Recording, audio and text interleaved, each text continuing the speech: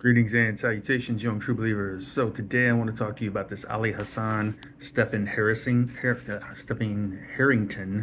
debate about skepticism and internalism, externalism. Uh,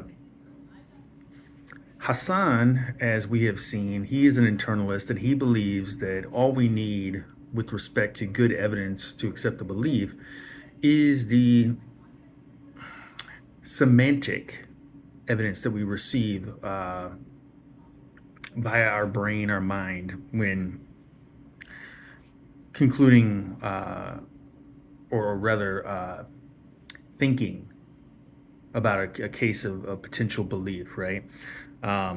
What do I mean by that? First off, semantics.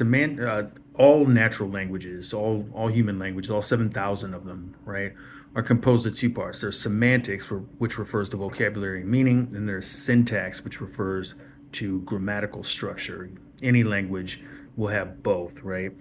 Now, as it notes in your text, page 119, when deciding whether some belief is epistemically justified, it might feel natural to ask what evidence is being used consciously to support the belief, or that could easily be cited to support it. So, for example, if you believe that you have a tree in front of you, there's a tree immediately in front of you, you might cite that you see it, that you can, let's say it's something like a magnolia tree. You smell the blossoms; they smell like roses. You walk up, you touch the tree, right?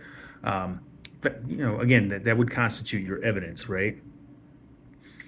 And going on in the text, this is the internalist instinct. And Ali Hasan supports or argues rather in support of that internalist instinct. Whatever makes a belief justified, Hetherington writes, is only ever an evidential reason that is at least easily accessible to the believer's mind when she forms and maintains the belief.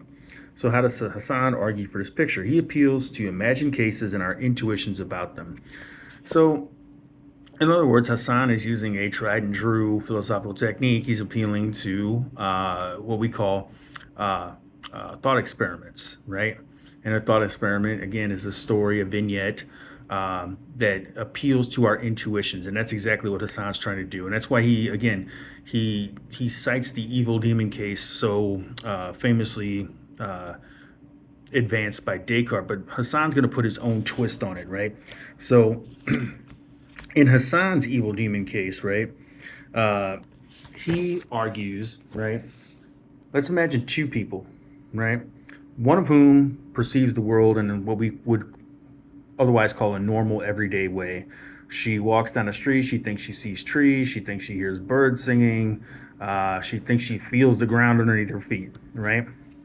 And our second person, right, she believes that she also has justified experiences, but she is being deceived by a wicked demon, right? So Hasan then asks the question, okay, which of the two, right, woman A, woman B being the one who's being deceived by the wicked demon, who is justified in their beliefs? As Hetherington notes, and this is page 120 of the text, right? The latter person, woman B, her beliefs are false, right? Thanks to the evil demon. But even so, claims Hasan, this deeply deceived believer is surely just as justified, according, and again, that's a direct quotation from Hasan's article, in her beliefs as is the other person who is having a normal sensory experience and thereby normally justified beliefs about the surrounding world. Even those demon-deceived beliefs are justified. No matter of that, presumably they fail a simple externalist criterion for being justified, and that criterion would be something like not being formed by a thought process that, or in a way that leads to rampant mistakes, right? But again, Hasan wants to argue, well, what matters is semantic content, right? It's the semantic content that makes those beliefs true, right? Going on, right? Hasan denies that what is constituting this internalist justification is responsibility or blame. He is denying that what makes the two beliefs equally justified is each believer's being equally blameless when trusting and believing in response to how the world seems to her. What then is Hasan's internalist explanation of why even the demon-blighted believer, like the normally perceiving one, has justified beliefs? Unfortunately, he does not offer that explanation. He merely intuits that most of them have justified beliefs, or that both of them, have justified beliefs. It is problematic if a philosopher has to resort exclusively to intuitions to justify a position. I think there is some merit in appealing to intuitions, insofar as I think that intuitions, philosophical intuitions at any rate, are a kind of argument from analogy. You find yourself in a situation that is remarkably similar, or at least sufficiently similar to a situation in which you've been before, and it justifies your thinking along the same lines. But to rely on that exclusively, I think, it strains credulity, right? All right.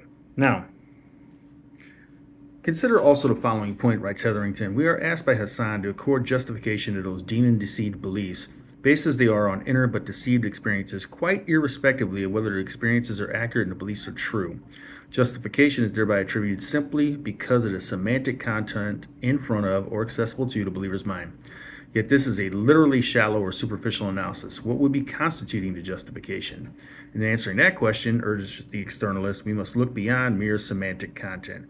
After all, what would make an inner experience content, for example, that looks like a cat, good evidence supporting another inner experience content that is a cat? From where does that justification, or that justificatory, goodness come? Surely not from the mere inner semantic content. In other words, thoughts in your head, right? Surely at least from that content plus facts about the world beyond. Like, I stretch my hand out, I feel soft cat fur, I hear the cat meow, maybe the cat reaches up and grabs my hands and has its claws out and I feel its claws, right? Maybe it jumps up on my lap. Those would be good reasons, again, all other things being equal, to think, yeah, there's a cat, right? But again, for Hasan's part, all you need is that internalist access to your head. Again, it's a very intuition heavy kind of justification for the internalist.